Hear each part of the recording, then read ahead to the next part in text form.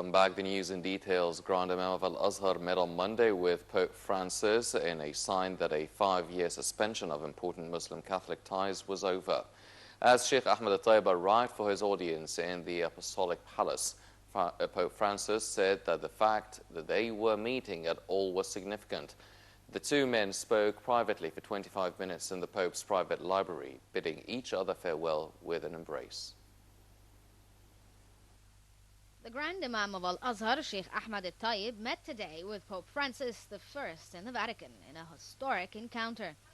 The Vatican meeting between the leader of the world's Catholics and the highest authority in Sunni Islam marks the culmination of a significant improvement in relations between the two faiths since Francis took office in 2013.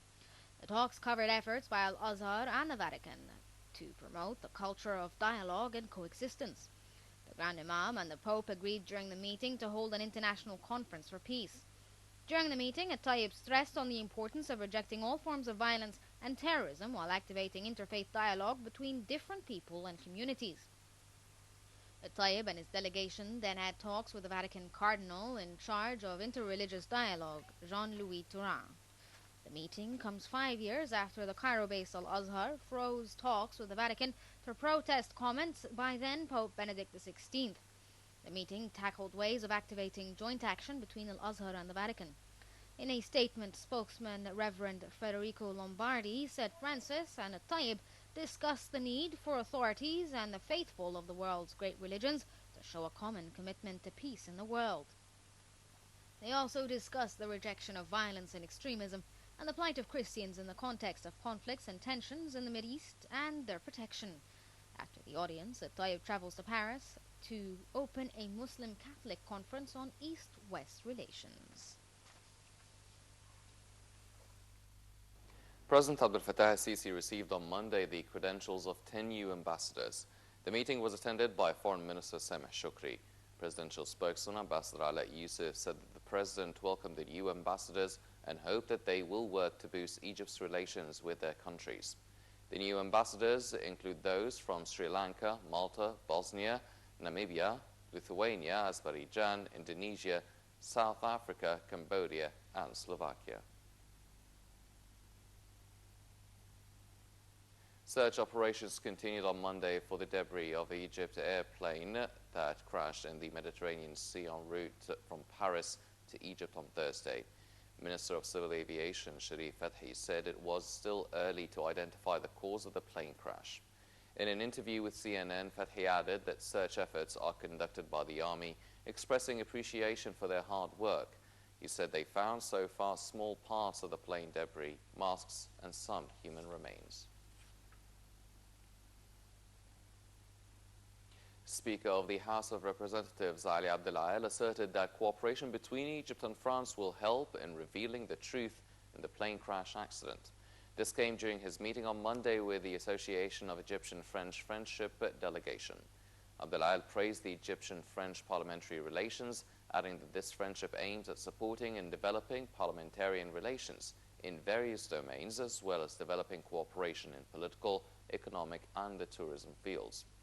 For his part, President of the French Friendship Association hailed the strong and historic relations between Egypt and France.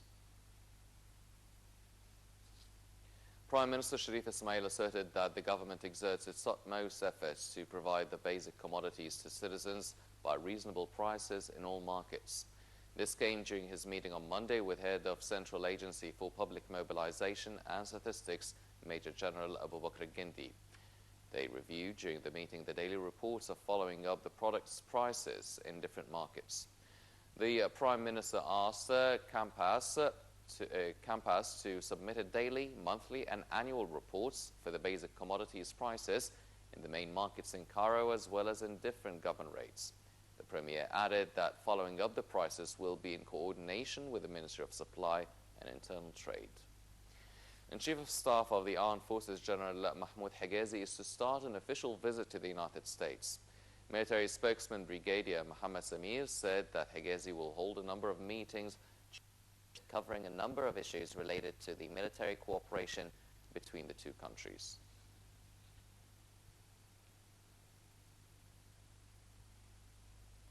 The armed forces attacked on Monday a number of terrorist hideouts in Sinai as part of the ongoing military operation Retribution for the Martyrs in the peninsula.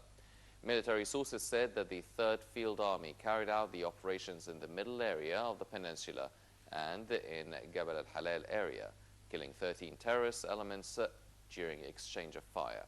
30 explosive devices and 50 anti-tank mines were confiscated during the operation. The Operation Retribution for the Martyrs aims at uprooting terrorism from Sinai. Meeting of the 5th session of the Executive Bureau of the Council of the Arab Ministers of Information started on Monday in the Arab League headquarters in Cairo, chaired by head of the Radio and Television Union, Safa Higazi. The meeting is also attended by Deputy of the Arab League Secretary General Dr. Haifa Abu Ghazala. Addressing the gathering, Higazi said that fighting terrorism was one of the main roles of the media. She pointed out that media role is complementary to security solutions in combating the international phenomenon. In its current session, the Council discusses drafts on the role of the media in achieving sustainable development, with focusing on its 3 economic, environmental and social dimensions. The session is attended by members of the Bureau from United Arab Emirates, Kuwait, Tunisia, Algeria, Iraq, Mauritania and Djibouti. The meeting also discusses creating a unified policy in dealing with the Palestinian file and in confronting the Israeli aggression in the occupied territories. A series of explosions rocked 2 normally quiet coastal government strongholds